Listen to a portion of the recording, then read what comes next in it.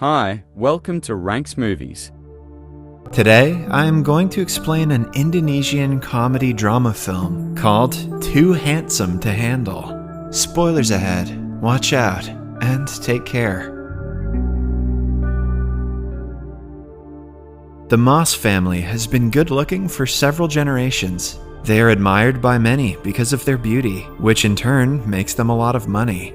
The eldest son, Okis, is an internet influencer. He has millions of followers because of his looks, and is also considered a love guru who helps men impress their crushes. The father, Pakar, used to be a heartbreaker who dated more than 1,200 girls before meeting their mother. Meanwhile, the mother can also be considered handsome because of her masculine features and an obvious mustache. Lastly, the protagonist, Kulin, is the youngest son and the most attractive of them all. The family has gotten used to their life as people with good looks, except for Kulin, who struggles to live normally because of his handsomeness. He often wishes he was only mildly attractive. That way, he could go out without being chased by a crowd of women every time. Girls go crazy, pass out, pull their hair, and often get nosebleeds on getting a look at his attractive face. Poor Kulin. As a result, he has never had a genuine interaction with a girl. He avoids going out in public as much as possible and has been homeschooled until now. Kulin has no friends he can talk to other than his pet fish. He often plays cards with it and talks to it out loud. His family watches him through a camera in worry. They want him to have a normal teenage life and try their best to help him. Okis frequently shows him pictures of girls, trying to hook him up with someone. However, Kulin says that his type in girls is someone who doesn't like him. He wants to be seen for his personality and interest, not his face. Perhaps Kulin wants to date his fish. When nothing works out to motivate Kulin to go out, the family takes it a step further. They plan to fake financial problems and guilt him into going to school. One night, when Kulin wakes up to drink water, his parents pretend to be worried about their finances. They dramatically declare that they will only eat scrambled eggs for breakfast until they earn enough money for Kulin's homeschooling. He feels awful to be causing his parents so much trouble. The next morning, he declares that he will be going to school for the upcoming semester. The family is overjoyed until he mentions that he will only go to an all-boys school. Although they would have preferred him to be able to talk to girls, they are happy to take one step at a time. A few days later is Kulin's first day at an actual school. Okis drops him off on his bike, but Kulin doesn't take his helmet off. He plans to wear it the entire day to hide the fact that he is handsome. However, the plan backfires when the helmet grabs more attention than he intended it to. Kulin quietly sits down in the last seat, but is called out by the class bully, Sidi, and his minions. When the teacher enters the classroom, she too is surprised to see a guy with a helmet. She urges him to take it off right that instant. Although reluctant, Kulin has no way but to oblige. He slowly takes the helmet off in a dramatic way, revealing his face. That plan backfired hard.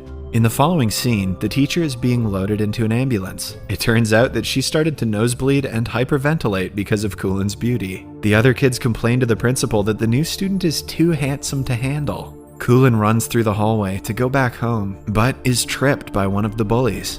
They bring him to the school's storeroom and introduce themselves like they are Power Rangers. They are called the Tiga Talk, a group of 3 bullies led by Sidi, the principal's son. After the over-the-top introduction, they reveal that they need Kulin's help to ask a girl out for prom. The group has been in the senior year of school for the past 3 years. They refuse to graduate until Sidi goes to the prom with the most beautiful girl of the BBM school, Amanda. However, she only accepts requests from handsome men, so the group wants Kulin to deliver the promposal. They assign an innocent guy, Kibo, to help Kulin and lead the way. Kibo has also been a victim of their pranks in the past and is obliged to do whatever the bullies say. Afterward, Kulin goes to the principal's office with Kibo to make an official complaint about bullying in school. Kibo knows what the outcome will be, but he still accompanies Kulin. The principal is troubled by his son refusing to graduate. Since Kulin's beauty gives him a chance to take Amanda to the prom, the principal wants them to do whatever the bullies say.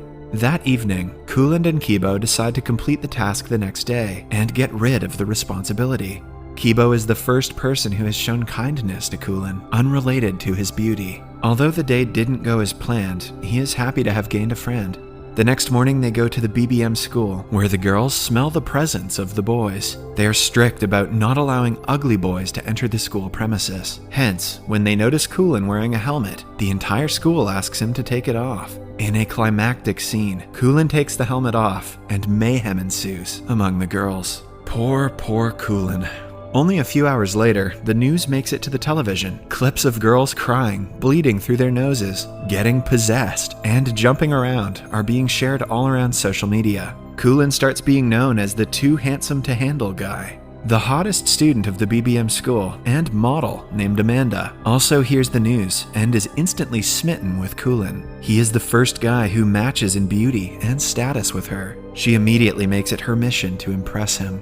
When the news becomes huge, a crowd of girls gathers in front of the mass residence. The family starts charging them money for a house tour. Kulin, who is hiding in the streets, sees his family on the news. He feels betrayed and used by his own people.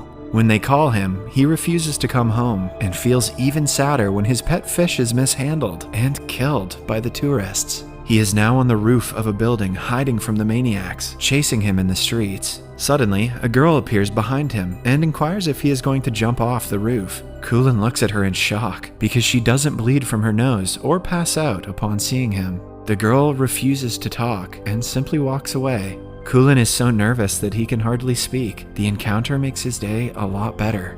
A while later, he calls Kibo, who picks him up and invites him to his home. He and his grandmother welcome Kulin to stay for as long as he wants. On walking into Kibo's room, he sees 2 rare collectible playing cards and is amazed by them. They realize that they share several common interests, and playing card collection is one of them. The following day, they visit the all-girls school to look for the girl from yesterday. While they are at it, they also meet Amanda and give her the files of the promposal sent by CD. Amanda pretends to be unimpressed by Kulin's beauty, but after he leaves, her nose bleeds profusely. Kulin sees his crush on the stairs, but the other girls surrounding him do not allow him to meet her. For the next few days, Kibo and Kulin do everything together and become best friends. One afternoon, Kibo takes Kulin to play futsal, where he frequently goes to meet his crush, Riri. After the match, Kulin notices the girl from the roof working at a shop nearby. He cannot help but stare at her. Just then, Kibo arrives and introduces Riri to him. Kulin discovers that she is also Kibo's crush, who he was talking about earlier. The two seem to be pretty close, which makes Kulin jealous. He can hardly fall asleep that night because the feeling is new and confusing to him. Then, he remembers Okus is a love guru and fixes a meeting with him. When they meet the following morning, Okus breaks down crying tears of happiness. He has been waiting for this day to give his brother advice on girls.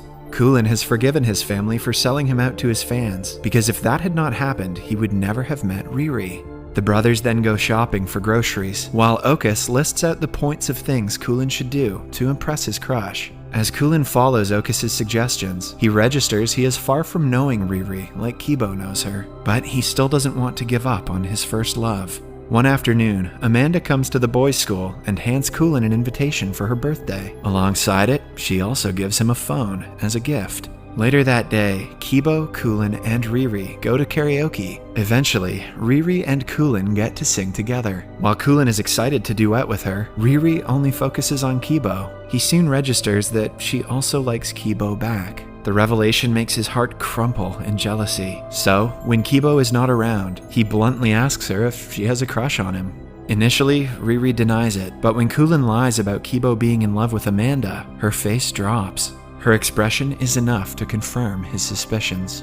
After returning home, Kulin calls Amanda and asks her for a favor. She happily agrees to do anything he says. The next day, several people gather at the venue to celebrate her birthday. When Kulin and Kibo arrive, Amanda welcomes them. Strangely enough, she seems to be more interested in Kibo than in Kulin. She even pulls him aside to talk to him in private. At the same time, Riri arrives at the party and sees Amanda kissing Kibo. Heartbroken, she runs outside. Taking advantage of her vulnerability, Kulin confesses his feelings for her. Riri thanks him, but claims that she never saw him as someone more than a friend. Even after conspiring against his only best friend, Kulin gets nothing in return. The group of bullies also see Amanda kissing Kibo and are enraged with jealousy and anger. They beat Kibo up for it while Kulin watches from nearby, too scared to interfere. Later, he brings Kibo home and dresses his wounds alongside his grandmother. Only after seeing him moan in pain does Kulin realize that he has made a huge mistake.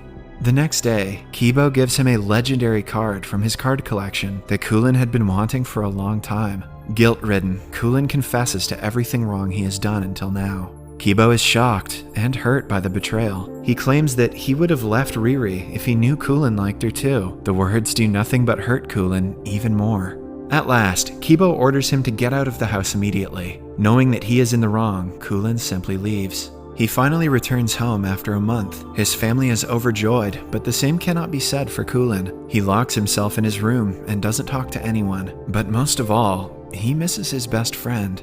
The two bump into each other at times, but never share anything more than a glance. At home, Kulin's mother is worried about his well-being. She approaches him one night and gives him his pet fish that never died. She also tells him that he can go back to being homeschooled if that is what he prefers. The family only wants his happiness and is ready to do anything for it. Kulin, touched by her words, realizes that he has people in his life who are rooting for his success. This motivates him to make things right between him and Kibo. The next morning, he runs to Riri and tells her everything. Following that, he goes to Kibo and tries to apologize. Although Kibo dismisses him at first, when asked about Riri, he starts to describe how much he loves her. Kulin shows him that Riri was listening to him on the phone the entire time.